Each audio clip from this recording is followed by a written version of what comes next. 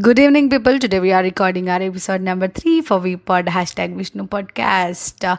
Today with us we have a very great and inspirational personality from whom we can learn a lot of tips and techniques because she is a role model for every woman who want to be an independent in her life. Her journey is so inspirational.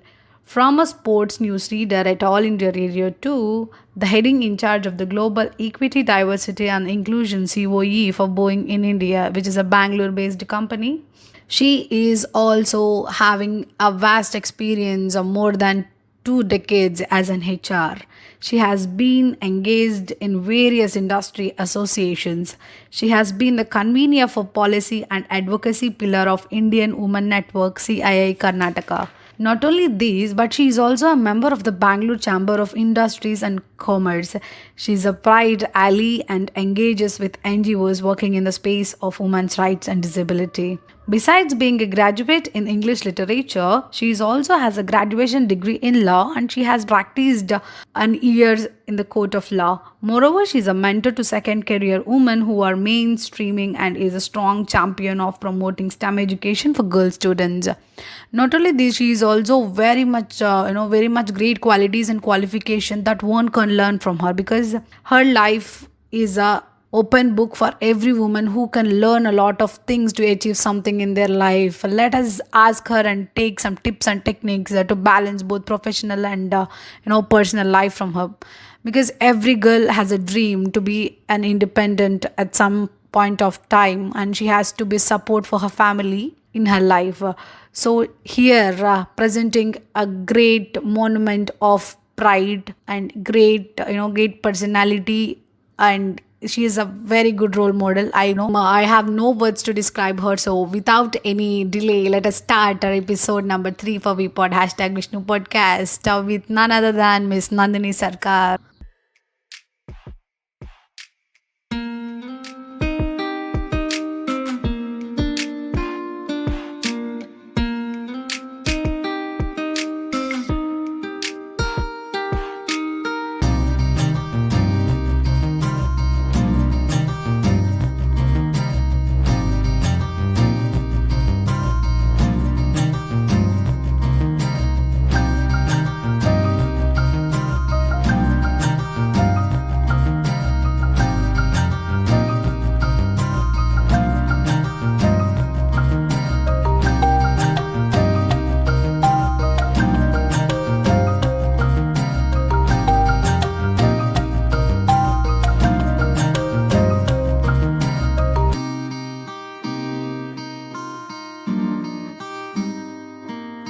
We have our guest, Mrs. Nandhini Sarkar, with us, who is a sweet lady whom I met so far.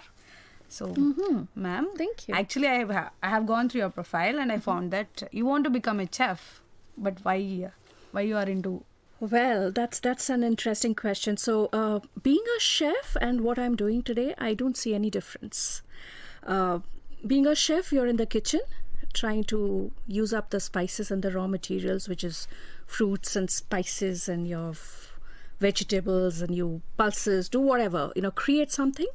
And in my current role as the Equity, Diversity and Inclusion Leader for the Boeing company, I generally cook up diversity in the workforce mix. So I create a delectable platter of talent for an organization to promote innovation and breed success. So I'm a chef. Yes, you are a chef. So I'm very glad to meet these kind of chef where you have given a different definition for the chef, where other chefs will also learn from you.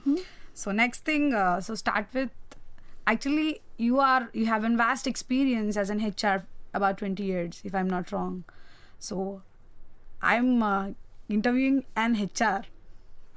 So can we get some tips and techniques? That could be a risky proposition for you. But anyways, Okay. you're at a sweet spot because you are already sweet to me. So the basic tips to succeed as a talent in corporate world today is to remain true to the skills that you have earned. Not only look into the technical or the acquired skills, but also promote a lot of importance when it comes to life skills that you earn beyond classrooms.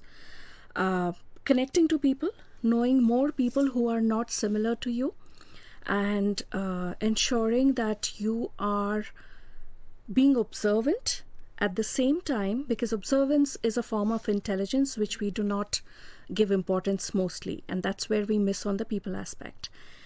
You need to understand the culture, you need to understand people, and ensure that you are bringing in a very healthy, congenial project environment to succeed, because in corporate world today, it's all about teaming and collaboration. You cannot succeed in silo. So you have to have people skills. As you said, collaboration, what kind of we have a woman, because some may be from rural places and they can't mingle with people. So what would you tell that people, if they want to mingle and if they want to collaborate with the corporate world, how they can adjust themselves in this corporate world? As I said, observe. Mix with people who are different to you. Try and learn from the perspectives that other people share, and try and see the gaps. So when I say gaps, being self-aware is the primary critical point towards enabling interpersonal mingling to promote collaboration and teaming. So know yourself. The moment you know yourself and your emotions, you are actually building up on your emotional intelligence, or the quotient, which helps you to understand the emotions of others, and that will help you connect with people. Food is an interesting thing to connect with people. Food, traveling, and vacation to good spots, photography, trekking. So all those things which people love doing can enable you to connect with people. So connect with people who are different to you more. You receive n number of awards up to now. So what was your excitement when you received your first award? Still the excitement resists up to now? Well, when I received the first award, so awards within the organizations come when you perform well. But I would talk about the award which I won in 2015, that too on a Valentine's Day, 14th February. And I got a mail which says that you have been selected as Superwoman Achiever by the World Women's Leadership Congress, which is an international award decided by an independent jury. And there are almost 93 participating countries as part of that award. I couldn't believe my mail, first of all. I went silent. I don't smoke, but still I got up from my chair and I went outside, took a stroll, thinking that it must have landed wrong. Then I called up the organization to understand whether it was a mistake. They said, "No, ma'am, it's you." I still couldn't believe. I didn't share with my family 3 days because I thought it is a hoax and it will turn out to be wrong and I will get into a deep shame. So I didn't share with my family. But then again, I got a reminder because I didn't accept the invite. And then I believed. And I still don't believe why I got it. But I got it. So it still is with me. But after that, I won many more international awards, which now I feel that it adds more responsibility to me and on my shoulders to do more so that I can impact life beyond organization.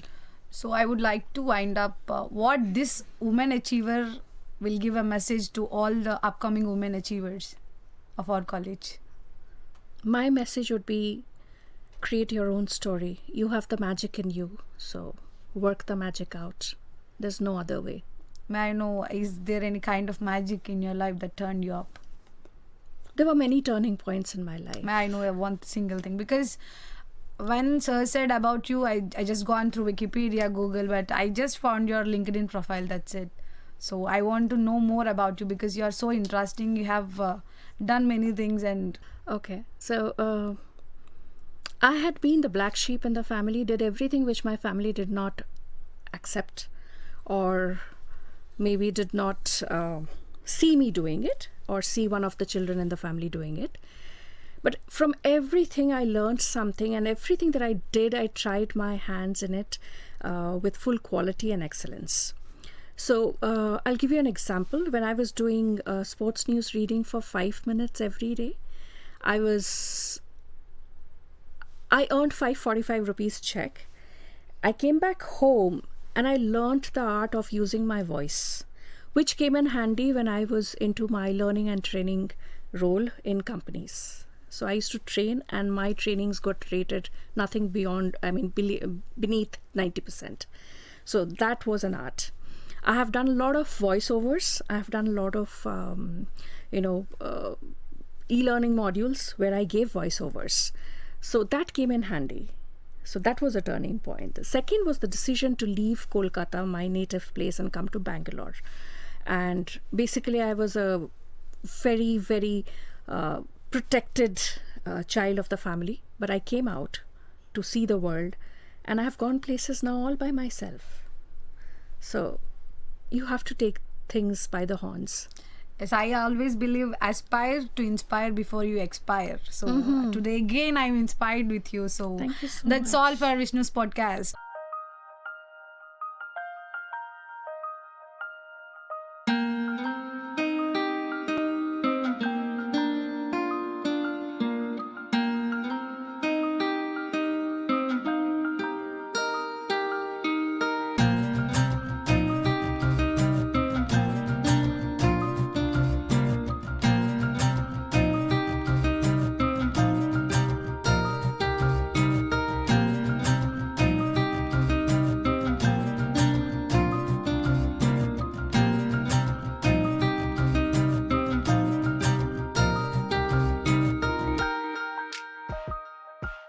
So I have learned a lot today. Hope you also learned and enjoyed this episode too. So that's it for today's episode. Signing off, this is your Pravalika.